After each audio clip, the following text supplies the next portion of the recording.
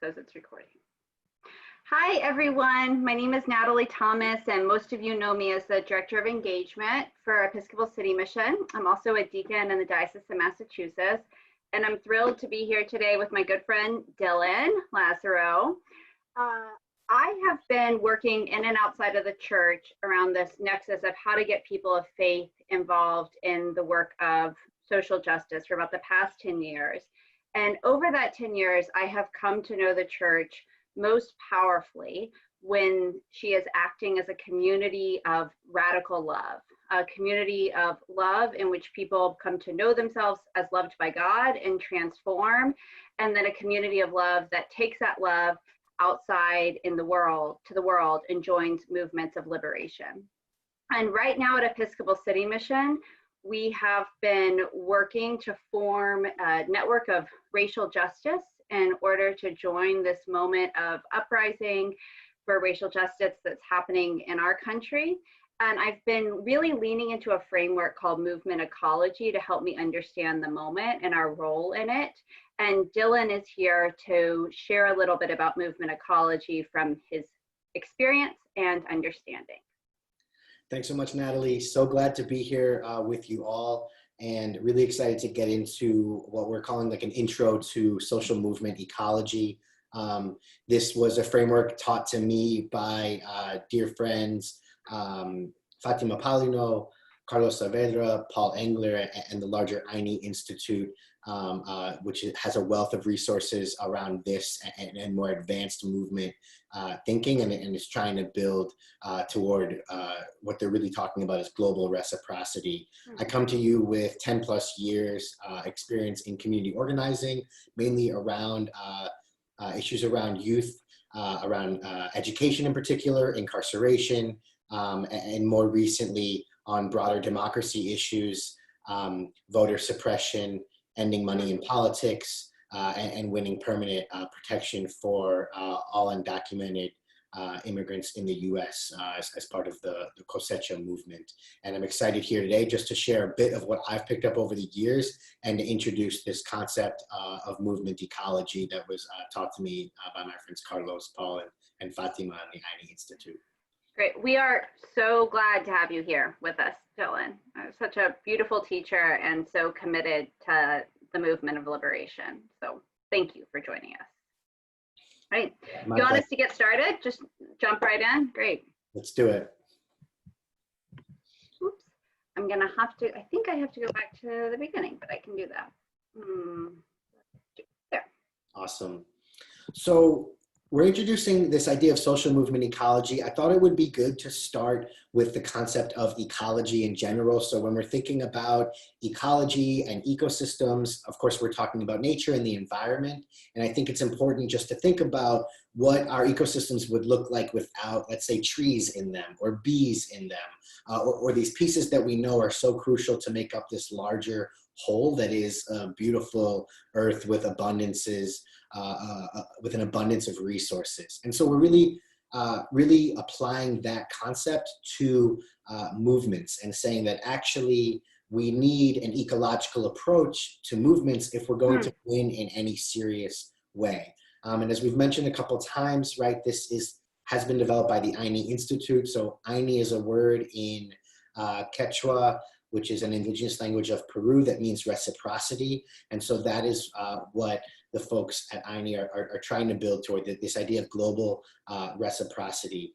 And within social movement ecology, AINI teaches us that there are three main theories of change, and they are personal transformation, alternatives, and changing dominant institutions. And so we want to take a deep dive at those three pieces. And what we're going to posit today and ongoing is that we're going to need all these different pieces in order to build this beloved community that we think about creating as a next step for progress in this country and in this world right now. Great, thanks. Excellent. So I think that one of the pieces, the first piece that we're going to talk about today is personal transformation. And so we're going to break each segment of this movement ecology into a few different slices. So we're going to look at what is the site of change, and then what are some examples in that framework. And so for personal transformation, the site of change is really the individual. So this is us.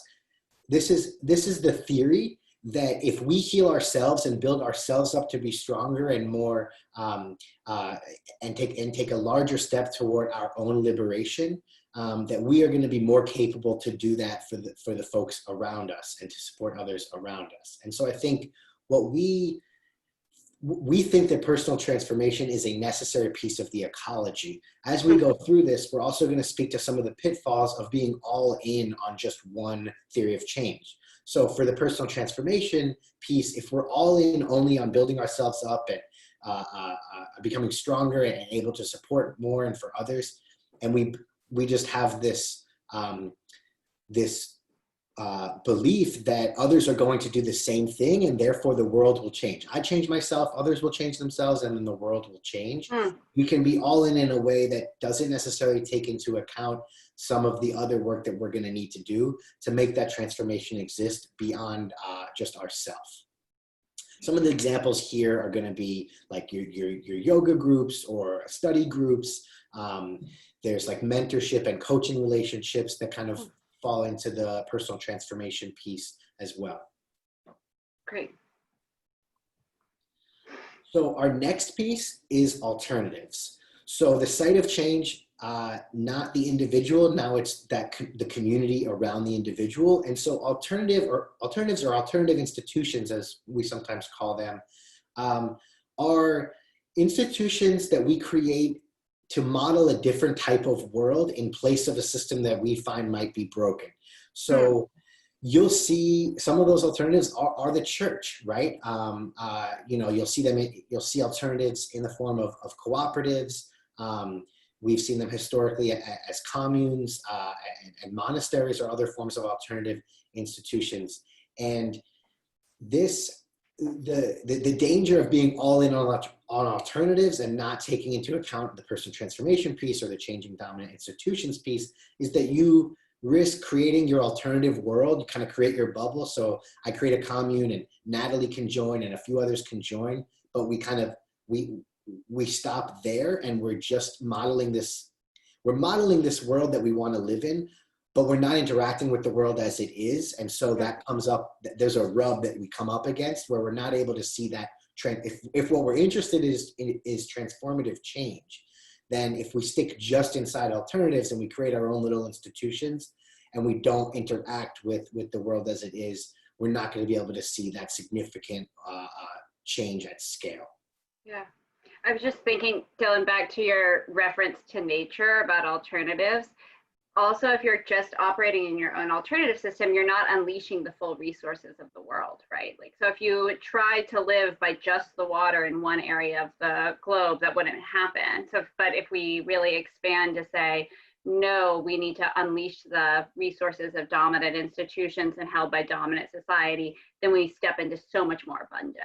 And so there's which is, it's challenging because when you're in an alternative community, it feels safe. You're like, everyone here gets me. We all have the same values, but really the work is to push out. So yeah, that's cool. I hadn't thought about that till we're talking about this today. So yeah. Yeah, exactly, Natalie. And I think like there's nuances there as well. And I think one of our big teachings today is we're not asking each of you to be a part necessarily of all three theories of change or locate yourself within one. What we're talking about is we need to be existing in a broader ecosystem. So if I know that, for example, Natalie's focus is on personal transformation, I'm in deep relationship with her, and I know, let's say my focus is on alternatives, we are complementing one another, and we can learn from one another. And just a great example of an alternative, both in historical times and in modern times, I think is helpful to bring in here, that also touched personal transformation and changing dominant institutions, was, for example, the Black Panther Party. So one of the main things that they did, right, was this, they did so many things, but one of the things they did was this free breakfast program. So they knew the kids in their community, Black kids in their community needed this meal, right, this nutrition. And so they provided that that free breakfast. And so families would flock for the breakfast, but then they would get a taste of some of the personal transformation exercises, the singing, the chanting, the community that's built. They start to build that alternative, and then they're also going to get a flyer for a rally that's happening about, watching the police. And so they're working on changing dominant institutions as well.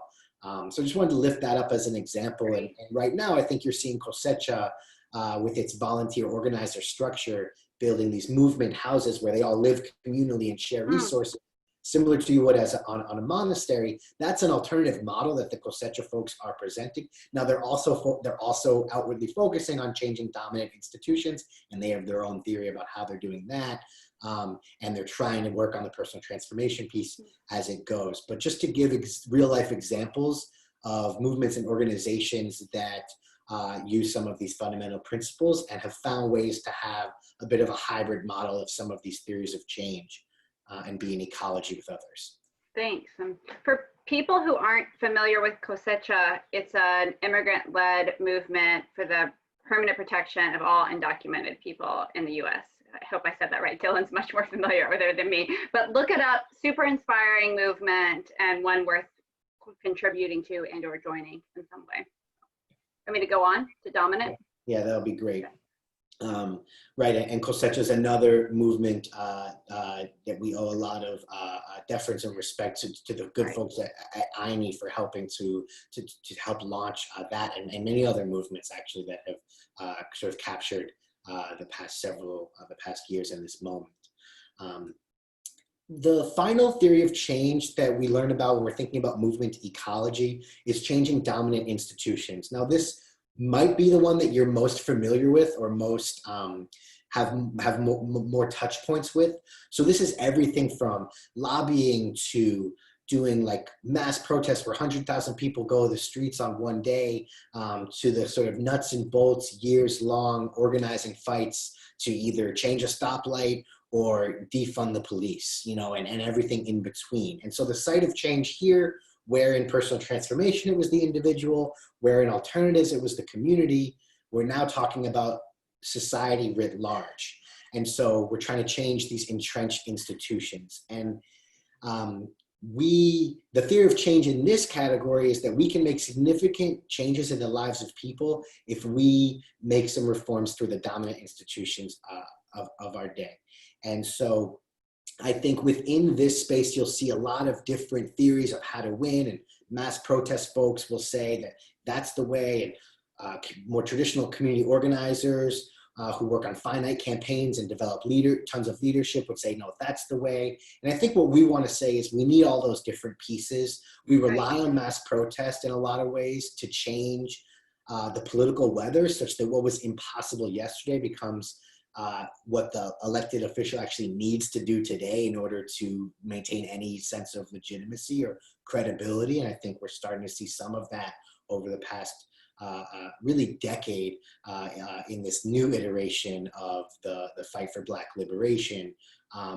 We've seen political weathers change to allow things like same-sex marriage. This was tons of structure organizing, mass protest activities, and combination of pieces. And we think the healthiest way that folks can interact in this ecology is to, again, not be totally all in on just their one framework. It's okay to specialize, but just being in relationship with others and being nuanced in your approach. So if you're all in on changing dominant institutions, but no one's doing any work of that personal transformation to build themselves up, to build up their spirit, no one's doing any work to create an alternative system where folks can get their needs met outside of dominant structures, then you kind of see the limits of what changing dominant institution can do. And I think you start to get the rub in the relationships where the folks who are working on these campaigns and speaking to all these ideals actually haven't done the work on themselves. And so there's a lot of pain and hurt there. And so you see a lot of,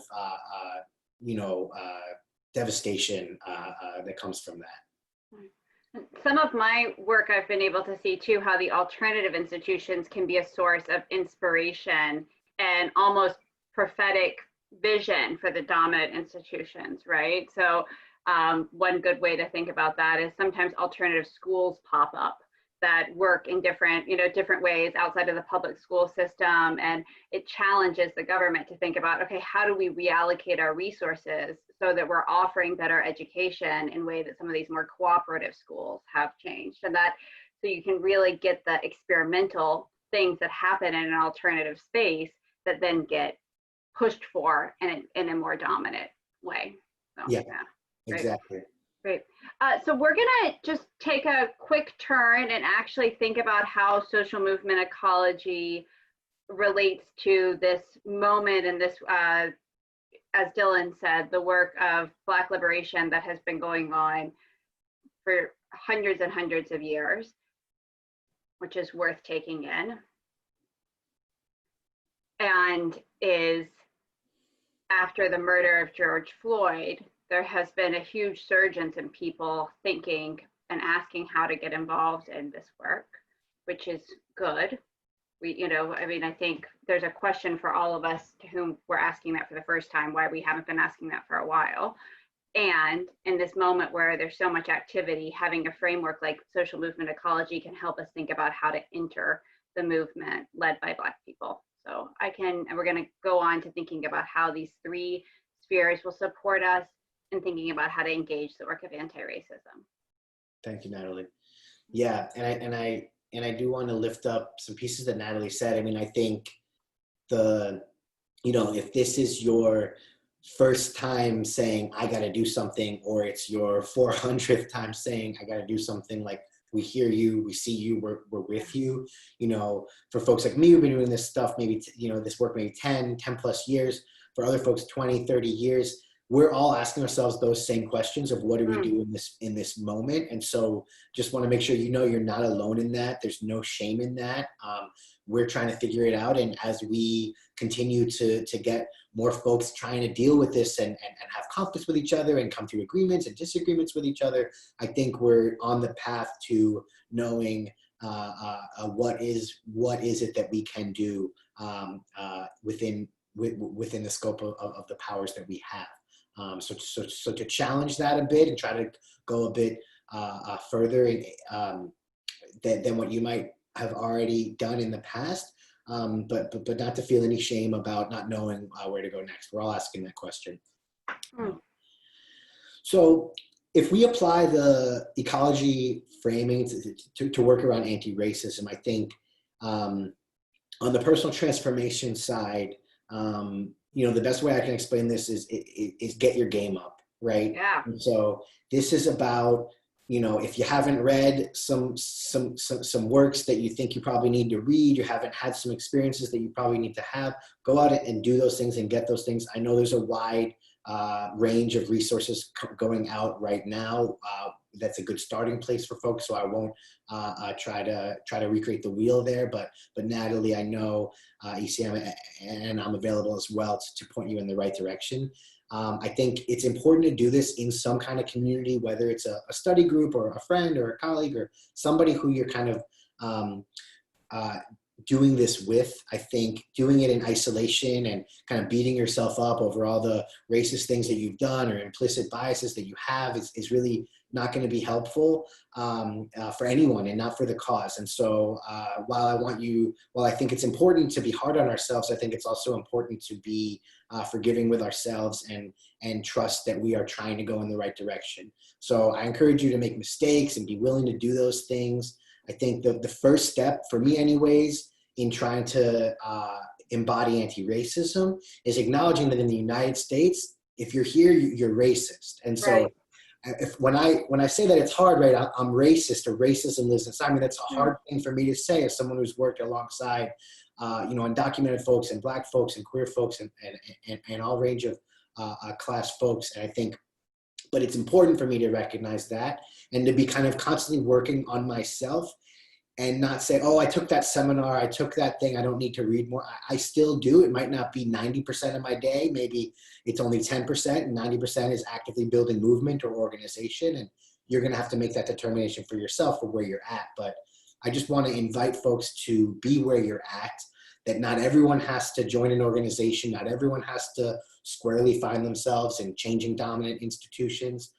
But I think what's important is if we have this perspective that we do need an ecology, we do need different strategies, and there's pieces maybe that we can each specialize in, or resources or supports that we can bring to the table to allow the global south, which I want to define as really working class folks, folks of color, queer folks, women across the world, to lift them up. And I think there's a tremendous opportunity to foment a real left in the U.S. right now, which in many ways I think has been missing. So I encourage folks to challenge themselves around feeling like, oh, if I vote capital D Democratic, then I'm left.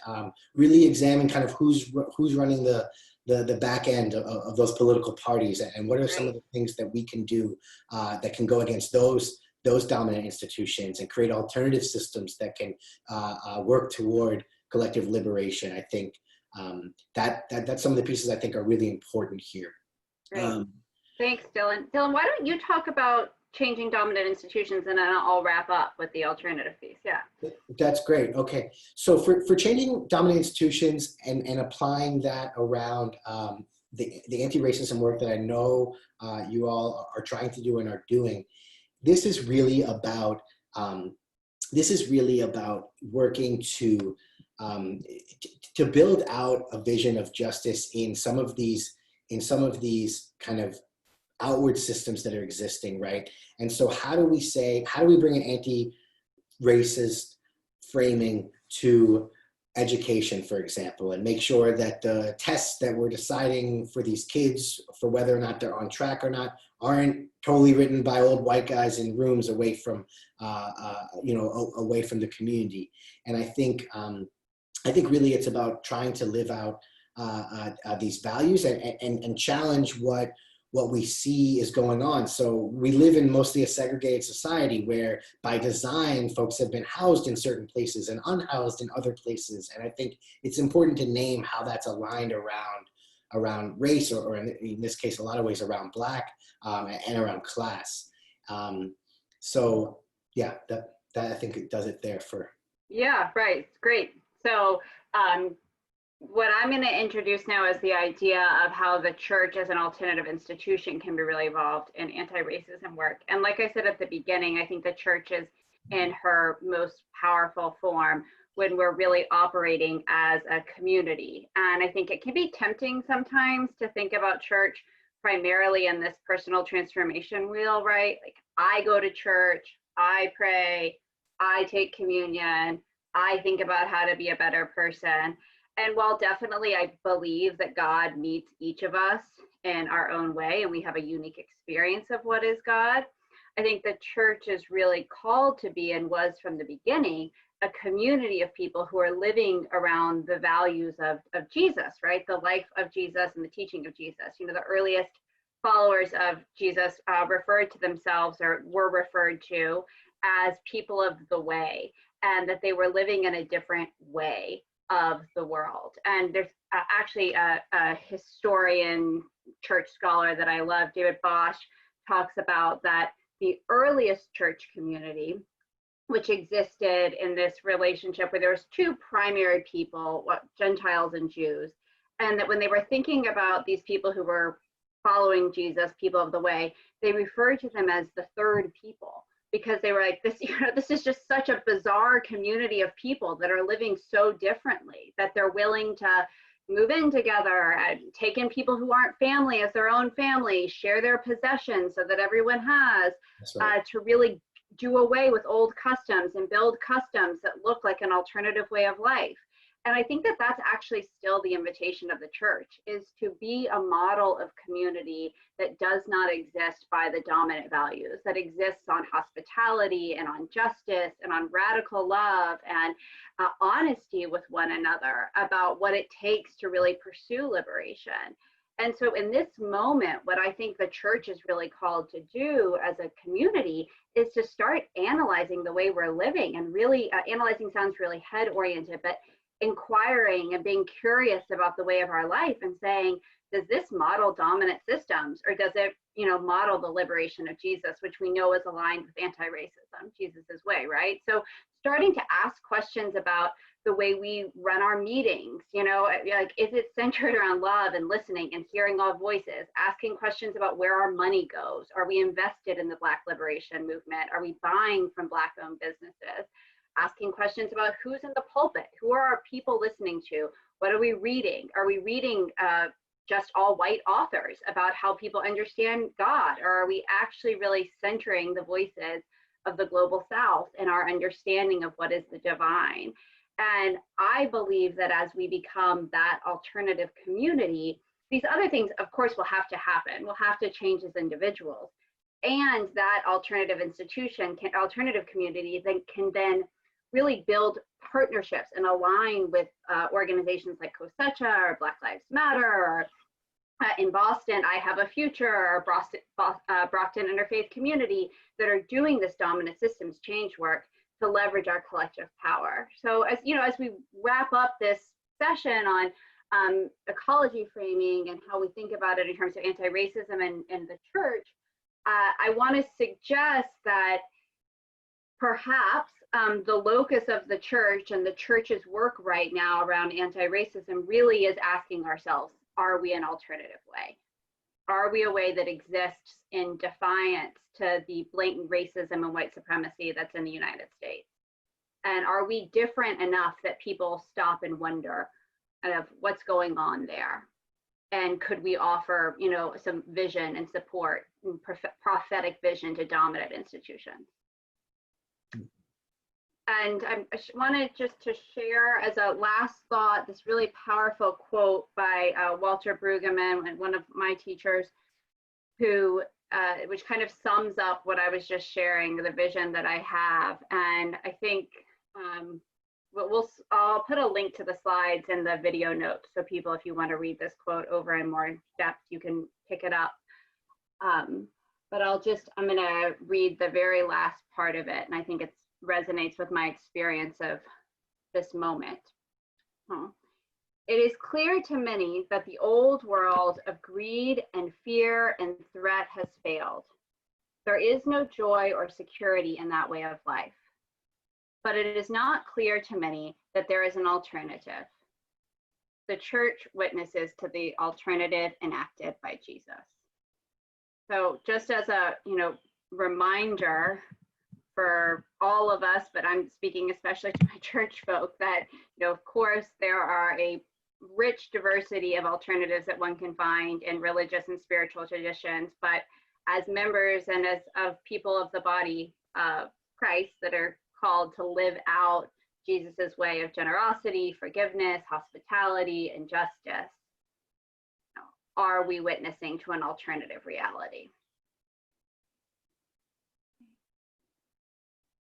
Well, I want to thank you, Dylan, for being with us today. And like Dylan said, I'm going to end the screen share just so you can see the two of us at the end.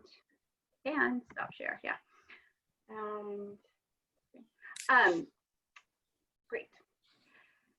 Thank you, Dylan. And like Dylan says, he's coming carrying the wisdom of Fatima and Carlos and Paul, who have taught me and has taught the ECM staff. They're on a 2-month sabbatical right now, doing some restoration work and discerning their role in this moment. But Dylan, thank you so much for being someone who carries their teaching and brought it here for us today. Thank you so much. It's my pleasure. And just go out there and don't be afraid to make mistakes, and know that we need you. We need the church. We're counting on you, and we're here to support you to make it happen. Great.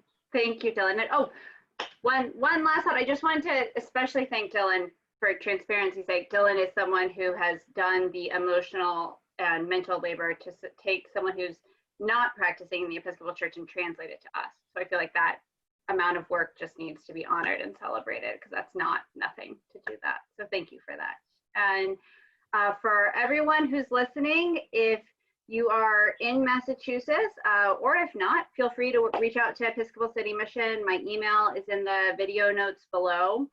And ECM runs a racial justice network that helps us discern questions about how we're called to be involved, both as churches and how we can partner with dominant institutions. We're a funding organization that gives out over $1 million a year to Black-led, grassroots, Brown, Latinx, people, Indigenous, community-led organizations that are supporting us to move into the new future, to move into a movement of liberation. And we work with church groups, mostly Episcopalians, to help them partner to build collective power for racial and economic justice with those communities. So get involved, send me an email, join one of our gatherings, and Dylan's info is also available if you contact me if you want to connect with him for some teaching. Yeah, and please consider supporting the INI Institute, Yes. from which we get this training and these teachings. And I know they would very much appreciate a monthly recurring donor to help sustain their organization in this time. So please check out the INI Institute. Yeah. Great point. Their website is also right below the video. So thank you. Thank you so much. Much peace. Love and peace. Love and peace.